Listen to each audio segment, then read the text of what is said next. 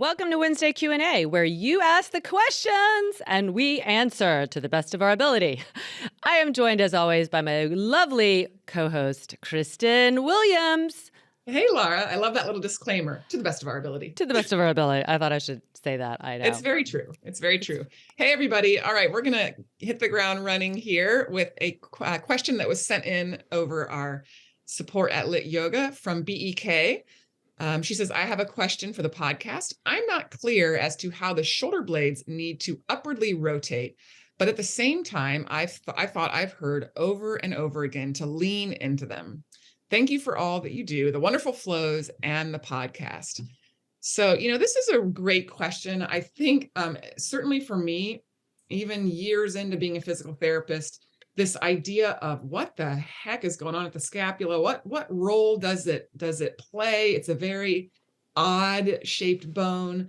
It's one of my favorite things to discuss and describe and really help people try to understand how this bone moves in relation to our most complex joint, which is the shoulder joint, the shoulder complex, we'll call it that. It's complex because it's a complex, And so I'll just dive in since I've already started. We've got this something called scapulohumeral rhythm, and they're actually it's funny. They're sort of coming away from that verbiage.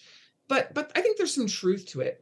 The scapula needs to move with the humerus, with the collarbone, with the sternum, with the ribs in a very rhythmic way. And there is, if you ever watch someone move their arms up, forward and up, out to the side and up, there is kind of a beauty to how the scapula moves, because it moves on the ribs, and there's not even a joint there. It's called a false joint, but it moves along these bones, the ribs, and it needs to move in this up. When you lift your arms up, the first X number of degrees, I'm not even going to get into that because I don't want to muddy the waters. The first part of motion, just the humerus moves.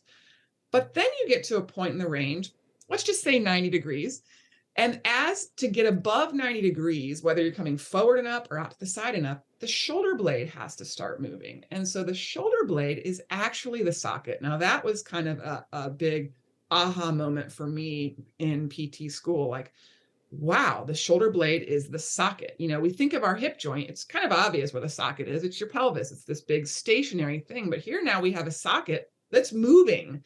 So in order to get that arm above 90 degrees, the shoulder blade has to start to move. And if you watch me on YouTube, I'm moving my hands all around. The shoulder blade has to start to move with the humerus. And the reason that has to happen is we've got bony prominences that we don't want the arm bone to bang into, because then what's going to happen? We're going to irritate all the stuff in between. So the shoulder blade, it's called upwardly rotating. So if you put your hands out like they're two like stop signs, and then you lift the pinky side up towards the sky, and the thumb side is going to naturally point down towards the floor. That is upward rotation. And what's interesting about that is parts are upwardly rotating, but yes, parts are pointing down. So that's very confusing for the new physical therapist, the new movement specialist, to kind of understand. And so to answer your question, BEK, that's going to happen no matter what you do. You don't need to think about upwardly rotating. It happens naturally. Now, it doesn't always happen well if we get some sort of a disruption in that rhythm where the muscles aren't working together. They're called force couples. We have all these muscles that are working in conjunction with one another to make that be that smooth rhythmic movement. But it doesn't matter.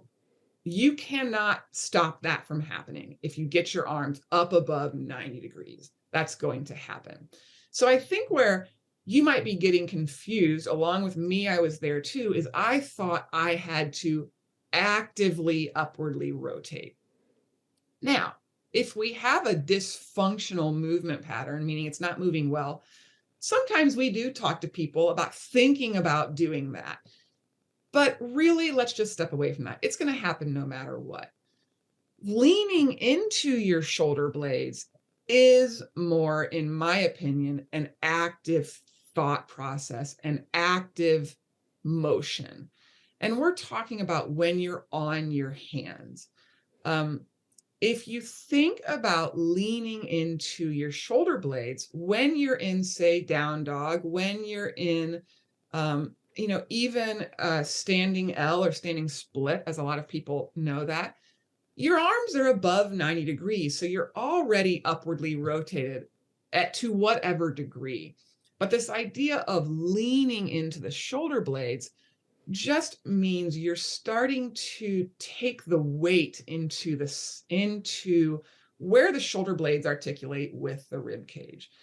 And so when we say that over and over again, it's because we want people to not stop, but think less about pushing the floor away or weight bearing into the wrist. We want people to think about, hey, if I can settle into this really broad base of support, I think of the scapulae, the shoulder blades, as being the pelvis. They're like the abdominal, the scapular stabilizers are like the abdominals of your upper extremity. So we want to use those bad boys. We don't want to move through space not using our core. It's the same thing when we get on our hands. We want to get weight into the bigger joints, the bigger bones, the bigger, connection. And that is the scapula. So no matter what, you're going to upwardly rotate when you get the arms above 90 degrees. Leaning into the scapula is a whole other thought process of really getting that brain to body connection, getting the scapula firmly rooted onto the ribs when we get on our hands. Laura, I know you've got more to say about that. What else do you have to add? Yeah, I mean, you just said that so well. I think we often, from our PT perspective, say lean in, but people literally translate that, and it's like, wait, what? So you could also think of the scapula leaning into the ribs, right? So they're trying to move toward the rib cage. So whatever way that translates, I can see that can be confusing. To me, when I say lean into my scapula, it's a way of like, my brain goes right to my scapula. Yeah. And it's so, whereas scapula lean into the ribs, maybe for me, that doesn't translate the same way. But if you're more literal, you could think scapula lean into the rib cage. All of it is to say, like what KB was talking about with this socket, the ball and socket joint, when you are moving your scapula firmly into your rib cage, what you're doing is fortifying this whole complex shoulder girdle. You're bringing it in so the humerus has the stability, so the clavicle into the sternum has the stability, so the rib cage is stable and not, moving away or overly rounding and having the scapula kind of slide away in protraction. So there's so much to think about, but I would simplify it just the way KB was saying. If your arms are not above 90 degrees, like you're in plank, you want your scapula just to be leaning down into the rib cage, whatever way you want to think about it. And you're leaning, I like to think I'm leaning into my scapula because then my muscles around the scapula kind of pull into them. That's what makes me think of leaning into the scapula. But if it makes more sense for you to think, pull the scapula into the back, whatever, just find that for you. But you want the scapula to stay in its kind of relationship. So for instance, in plank, when people like push the floor away and move the scapula, they're getting more into they're requiring more of their chest muscles, like from the, crease of the armpit in, which some of them do attach to the humerus, to the clavicle, but they're going to influence all that and kind of shorten it. And it's taking it out of it, this structural integrity. It's not that it's wrong to do. We do that as a movement. But if you're talking about getting the most stability and strength, the neutral scapula is the way to be, when you're in that 90 degree or below. Once you get above, like KB said, you're going to naturally upperly rotate. But here's the thing.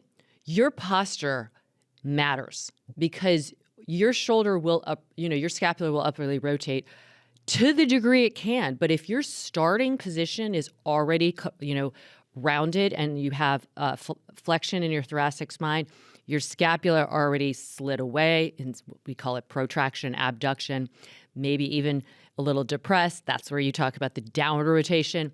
Don't worry about those terms. Just think, if you're not in a neutral starting position that's your most optimal posture, which is a spectrum, you are limiting your upward rotation. You are limiting your range of motion, and something will compensate, because if you get your arm up and you're trying to reach up to a high cabinet and you can't get that full upward rotation because it already started, you've already lost 30 degrees of the protraction because you started in protraction, you're going to thrust your ribs or you're going to arch your back. You're going to figure out some way to push the ribs forward to make the arm go taller.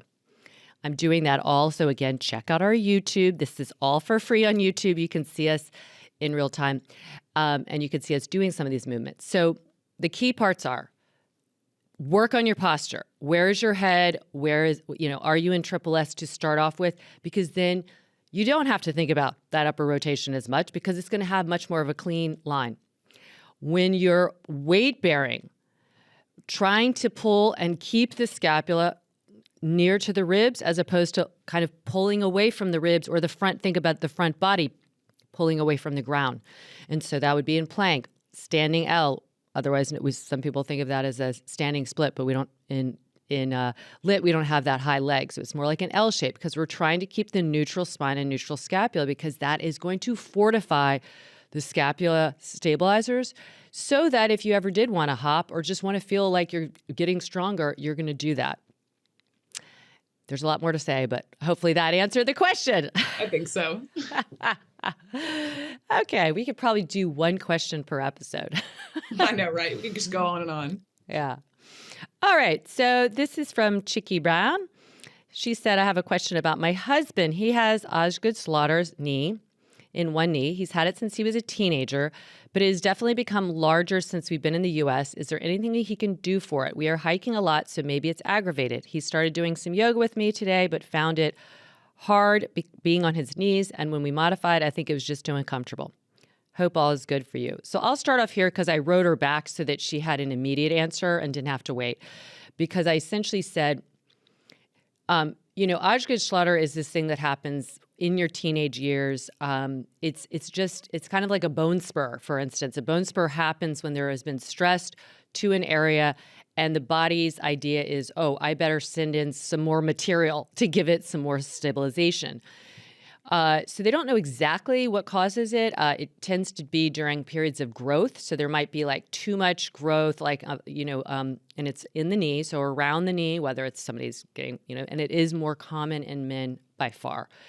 And so they get a bony protuberance where the patella it glides between the femur and the tibia. And so right beneath that on the tibia, what is that, the plateau called? Tibial tubercle. Yeah. Tibial tubercle. Yeah. It gets bigger, like there's a bone growth, and it sticks out and it protrudes. So it not only is obvious, but it's painful. It's painful to touch. It's painful when people have knocked it into the bed or something, or leaning into it. It can, just like a bone spur, can with time diminish or even go away, but sometimes it remains, and because it's already kind of attached itself. So what I asked Chicky to do is I said, my gut is that he is putting more pressure in his knee, and that's contributing to this lasting. So I said, can you just send me a picture of his posture? Sure enough, what did I see? And she immediately was like, oh my God, you're a magician. No, I'm not. I'm simply looking at his posture. He has a lot of tilt, and he was locking his knees back. His pelvis was tilted. The reason why that's important is if he flexes, which is going to be putting more pressure in that area, the pressure is going into the knee because his pelvis is tilted forward, and the femur, instead of kind of going back with flexion, is going to tend to go down more into the knee. And especially with weight bearing, especially with climbing down a hill and hiking and things like that. So, one thing is, whether you have something like this or any kind of knee issue, almost always you have to look at the hip. We talk about this a lot. Look at the hip. Look at the natural posture, because that's going to tell you how your brain is programmed or wired to fire. So if you're tilting in the pelvis, it's going to assume that there's like less range of motion, or it's a practice, right? It's a habit. So I just said, really work on hip mobility, ankle mobility, neutral spot, the triple S, and then work a lot on hip strengthening. So anytime, again, you have something that is bothering you in your knee, you want to try and offset that with as much as possible. And I said, get him to do lit, just not weight bearing on the knee, or have a little cushion under the knee. A lot of times the cushion won't help with, it's just still too much pressure. But working like the reset and then stuff where he's not on his knee to really work on that overall functional movement and strength. Do you have anything more to add No, there? I agree with you completely. That tilt of the pelvis, the tightness in the anterior hip, all of that goes straight into the knee. And, and I would encourage him, Chicky, that it's not going to happen overnight, but I mean, I've seen it in my own body. I'm a runner, ran marathons long before I did any type of lit. And so I had that traditional short and low back, anteriorly tilted pelvis, anterior knee pain.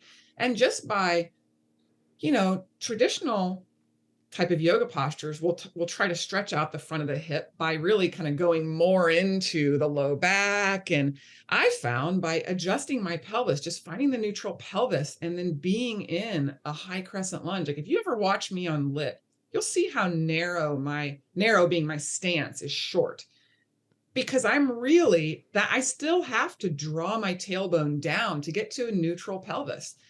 Because I still will want to go. My brain wants to take me to that anteriorly tilted pelvis. So by drawing my tailbone under, that's lengthening out the quadricep, but it's also putting gravitational stress is taken off of the knee. And then over time, that's gotten better and better and better to where I can find a neutral pelvis with a wider, longer stance. I've got a more openness in my quadriceps, which decreases the pressure through the anterior knee. And that is what Osgood-Schlatter is, that, like you said, Laura, it's usually in young boys. I think it's because they go through these growth spurts and the bones grow quicker than the muscles can stretch. So you got this quadricep just hanging on for dear life right there at the tibial tubercle, and it starts to build up that bone spur. So most of us don't do anything about Osgood-Schlatters, or even if you do that when you're 13 and 14, and then you forget about it, you go right back into your old patterns. So finding the neutral pelvis is huge, really. And then, yeah, like you said, Laura, just take the pressure off it.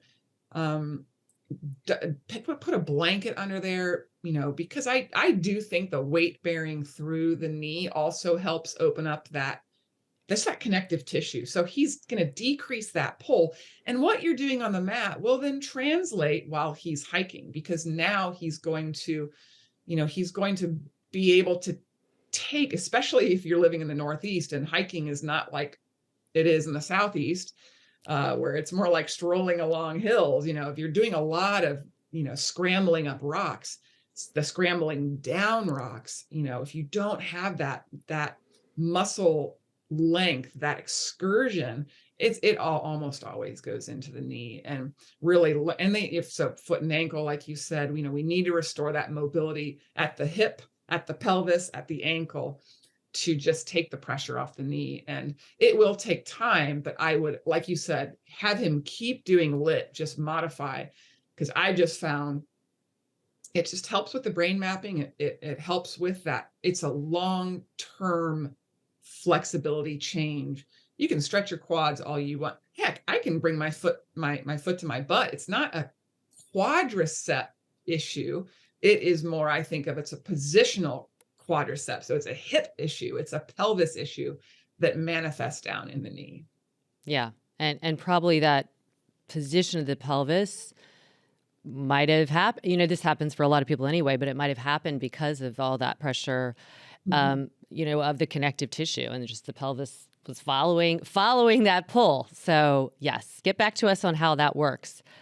This is from Tia, who has been working for herself in healthcare for a number of years, but I want to go and, I've been working for others for a number of years in healthcare, and I want to work for myself. I'd love to know your tips for working for yourself. Oh I know. And that, I don't know what, I'm guessing do we know if she's a PT or? I don't know, but maybe because she said healthcare, but maybe she's a PT, maybe not. But Yeah. yeah, to work for yourself. I mean, I guess let's assume it's a PT, but it could be Okay. like But it a could nurse. apply across the It could board. apply. I think that This is really applies for anything. it does. It does. Working for And yourself. it's the good news is, the fact that you've been working for years, you most likely have developed a reputation. I really think word of mouth and reputation are the two biggest referral sources for your private clinician. I would argue for any type of practice because it's scary, Laura. I mean, for me too. I was sort of forced out by COVID. I had kind of I went from full time. I started to part time to even more part time. Sort of whittling my way down, and then all of a sudden it was like, fly, bird, fly, you got to go. And I was thankful that happened after, again, I had a reputation. People knew that I knew what I was doing. But sometimes you do just have to jump off the deep end. So word of mouth is the greatest thing. And then I also think you have to trust that you're worth your time. And what someone will get going to a private clinician, a private pay clinician, and that is going to be you, they are going to get your full devoted, whatever it is, half hour of attention. And they are going to get that. It's a concierge service. And knowing that because of your experience, you are worth that to them, they are going to see how much more they get from this concierge type service versus we're all hamstrung when we're in a clinic. We're hamstrung by the amount of paperwork we have to do. We're hamstrung by what we can do because of insurance reimbursement. Let's be honest, it's still a business. So if I know that no matter what I do with this patient, I'm only going to get $40 an hour, I could do one thing, I could do 15 things. It is human nature. You're going to get one or two things, not the 15. But if you're going to someone where you are paying out of pocket for the hour, they are going to give you 15 things because, I mean, I appreciate my clients. I know that it's coming out of their pocket. And I know that if that was me, I would expect more, rightfully so. So I am going to absolutely tick every single box. Arguably, I go over and above. I'm sending stuff afterwards. So I think creating the relationship, taking advantage of word of mouth, letting people know, hey, I'm going out on my own. It's going to be, cash pay, but, can you please refer people to me? There is a selling yourself feel to it, because people are coming and paying their hard-earned money. But I think you have to also look at other opportunities, volunteering somewhere, or doing stuff on the weekends with a sports team, where you can meet people that way. So I found I have gained a lot of people through things that I've done where maybe I wasn't paid. Maybe I was, it could be anything. It could be through my kids' sports, through my husband's job, letting people know, yeah, I'll help you out and do stuff for free. Go work with the local university for free because you are getting your name out there. You're developing that relationship, that trust that then people are willing to pay and then trust me. I mean, it's very, if ever, that someone will pay and they see you one-on-one, they get that one-on-one attention, that they ever say, you know what, that wasn't worth it. I'm not. And maybe they don't come back. Maybe they are more, or maybe you see them fewer times, but it's just better care, period. Laura, what do you have to say about that? Well, first of all, Tia, I mean, you have 10 years. I would totally capitalize on the fact you have experience, like KB, all the things KB said. But the other thing is, when you're going off to work on your own, and this could probably, you could just substitute any field in this, it does help if you've had experience. I think that people who have gotten a training or gone to school and had very little experience in a bigger way where they had input from other professionals in their field, saw a lot of clients. I don't think they're going to have as breadth of a knowledge and experience. So you have that 10 years. That's a lot. That's what KB and I have. Like, we have a lot of experience, and that is a big selling point. And then you answer the question, what is missing in the place you work? And then you're going to solve that issue. Is it time? Is it quality of care? Is it education? Is it all of the above? And that's what you're going to solve. And then you're going to speak to that, like, to, again, the people that you've worked with before. And if you start small and you serve your people well, you'll grow, because people talk about what they love, what has helped them, what has brought them back to life, what have brought them back to doing the things they want to do. And this word of mouth, and we find this all the time in Lit, it is the most powerful tool because people do want to share what they love. But the big thing is, and this for people who are consuming, who are paying to go to somebody like Tia, who are paying for going to a gym or a fitness center or private, training, whatever it is, online platform. I strongly urge you to look for people who have experience and knowledge and can have put that into a way of serving you to meet your needs. Because if people haven't seen a lot of different types of people, they're not going to be able to customize it, individualize it, or know as much about, general kind of movement problems or health problems or whatever that many people have. So really speak to your experience. I think that's really important. That isn't to say for people who are listening, oh my gosh, I've only been doing this for 2 years and I'm ready to work for myself. You could do that. Just always think of like what you're doing now, how it could help you on this road, and maybe putting in some more time would be very, very impactful for this future goal. I think, as KB knows all the time, we say this all the time, it takes time to develop something that you're doing on your own, and patience and fortitude is important, but experience and getting to know people and all of that is huge. No, it really is, because you get this degree, you're like, woohoo. And then you come out and it's like, ugh, you don't have the confidence. And if you have confidence coming out of PT school, that is false confidence. Like, I would, because experience is needed. I would argue any medical health field degree, you should not be confident. You should not be overly confident coming out. You should lean on your peers. You should ask for help. I did that for years. And patients loved it. I would be like, excuse me, I'm going to go ask. I did that up until 5 years ago. You know what? I'm going to ask Jeff. Jeff, can you take a look? What are you seeing? Because Laura, can you take a look? What do you think about this? We do that to each other. Hey, I've got this person. They asked me this.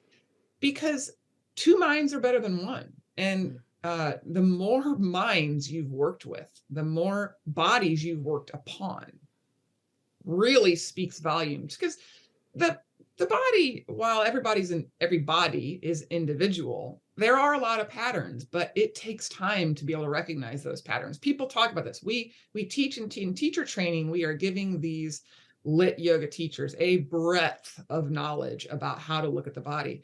And they're always like, you're a magician. How'd you see that? Well, it's why? Because I've seen hundreds of bodies and I know what to look for. I can, you can pick out the nuance that just takes experience. It is not taught. It can be taught, but even for our new Lit teachers, it's applied. Like, you have to apply it. Yeah. Don't expect to be a Lara. Don't expect to be a Kristen coming out here.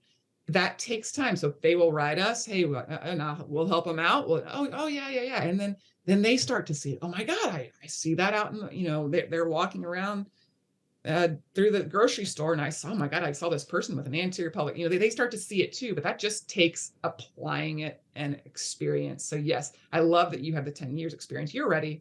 You're ready. It's just going to be that leap.